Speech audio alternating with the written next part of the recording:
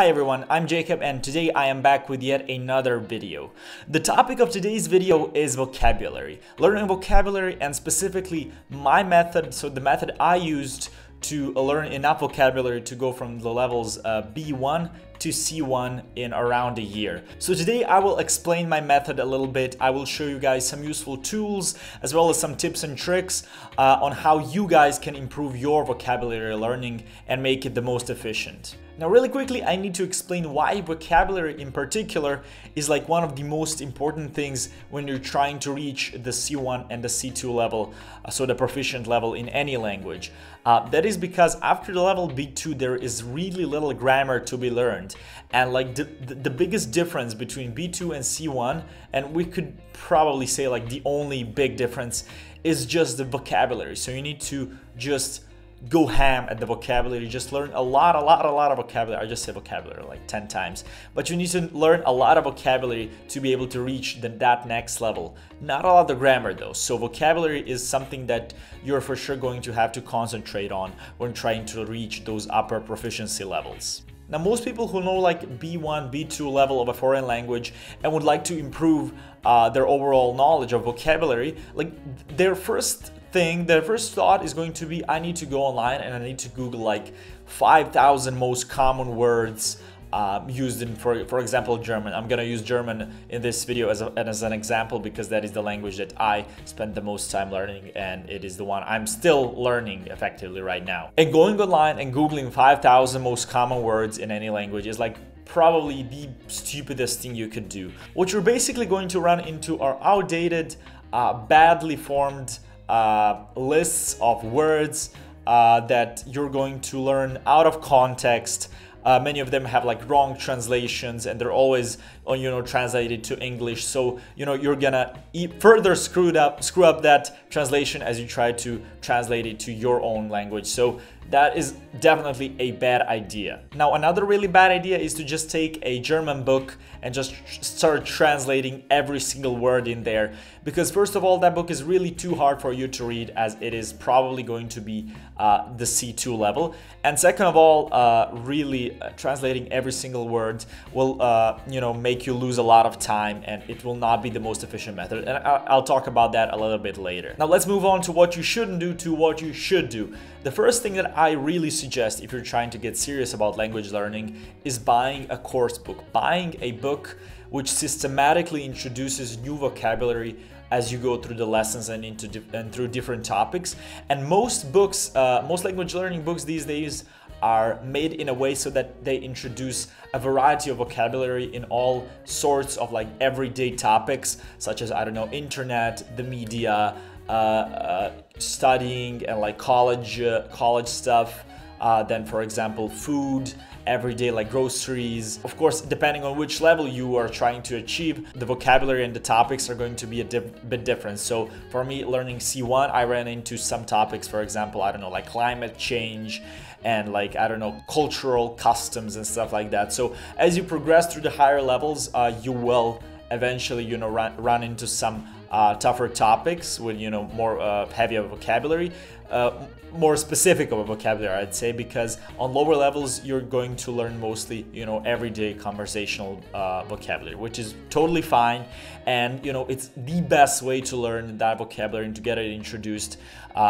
is through a book. Now I would recommend Sicher books. Those books are the ones that I use. So I use the C1 book, which is the green one, together with a workbook. Now the workbook comes with the course book, which is really useful because you can solve a lot of tasks and use those words where they're meant to be used in real conversational situations in your course book. There's some really great tasks, so that is for sure something I would really recommend. Now let's get back to literature. So the one thing you will want to do when you're trying to learn vocabulary is read. You're gonna want to do a lot of reading. You're gonna want to translate the words that you find in these books you read, but those are like the two crucial points: which books you read and which words you will actually want to translate. Now there is a good chance that you do not have a book that suits your language level at home.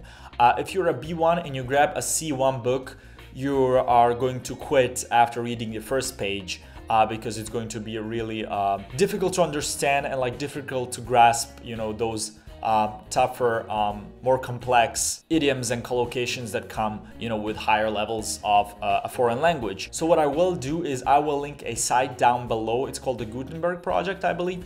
It basically gives you like thousands and thousands of free ebooks for you to read in many languages. So that is how I read a lot of German books, and it really did help me, you know, find books that are the most suiting to my language level. Now, an extra tip is that you can either print out those books and novels, or you can go ahead and read them directly from your computer and from your browser.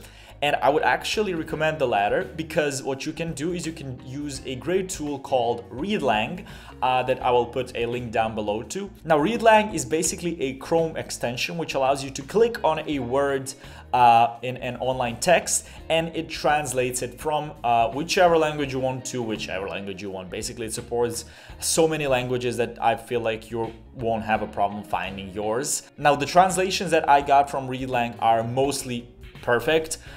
Sometimes you will like find a word that is wrongly translated, but that is only if you choose like a less known language. For example, you know, I was translating German to Croatian, and I found some words were like tougher to translate and to understand. So I just switched from, you know, translating from German to English, and then, you know, since I know English really well, it just came natural to me to, you know, understand better if the translation is in fact correct or not. Well, now you're stacked up on things to read, and let's see what we're gonna do next. Now, you're going to want to read these books and mark out the words that are not familiar to you. And then what you'll do is you'll write out those words and group them into sets of up to 100, and you will import them into a tool online which I use for language learning the most. It's like the best tool. But before I do that, I must ask you for two things. The first one is to subscribe to stay tuned for more language learning content, and the second one is a warning.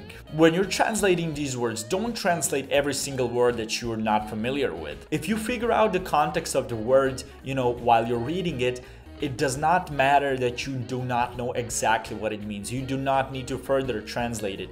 And even sometimes if you don't, if you can't even from context figure out what the word actually means, and you just grasp the general meaning of the sentence. Also, if you translate a word and it is a word that you would never use in your own language, or it is a word that you know, can't really see yourself using ever, or it is too complicated or something like that, there is really no meaning and no benefit from you actually writing that word and trying to learn it, because you're never going to use it, and you're just, you know, troubling yourself with words that you're not gonna use, which is a bad thing when you have thousands and thousands of words that you do not know and which would be useful for you. So don't trouble yourself with words that are rarely used, and like with too complicated words. You will always have time to get back to those. They're not gonna run away. Now, the tool I use for forming these sets and actually studying these words is called Quizlet. So after registering on Quizlet.com, you can click on the Create button on the top of the screen, enter a title of your set, and start entering the new vocabulary you would like to learn. I put the foreign language on the left side of the screen and my mother tongue on the right. You can manually select the language you're entering in case it doesn't automatically get picked up. When you're done, scroll to the bottom and click Create. Now you can begin memorizing your words using lots of interesting tools, from flashcards, which are pretty self-explanatory, to the study mode where you have to manually enter each word letter by letter. The app is also available for both iOS and Android, which is great for learning on the go. Now, I recommend creating sets up to 100 words, just because I think that is a perfect amount when I want to get back to those words I already learned. 100 words is a great amount, you know, to go over in one go. That brings me to my next tip. Once you have actually learned those words through memorizing and through all the little games that they have offered on Quizlet.com, you should really get back to those words after a week, after 2 weeks, then after a month, after 2 months. And I guarantee you, like after a month, if you have, you know, just looked at the list of words every single week, you will still know all of those words, which is really useful. So yeah, this is basically my method of learning vocabulary. Of course, there are thousands of methods and thousands of other ways and tools that people have used to learn vocabulary. but this is just something that works for me and that has done wonders for me when I was preparing for my C1 certificate, and I hope it helps some of you out with your own vocabulary learning adventures. So that will be it. If you have any questions, make sure to comment them down below or ask me on Twitter or Instagram. All of the links to my social media and also to everything else I've talked about, all of those are down below. That will be it. Thank you all so much for watching. Like and subscribe, and I'll talk to you all soon. Peace.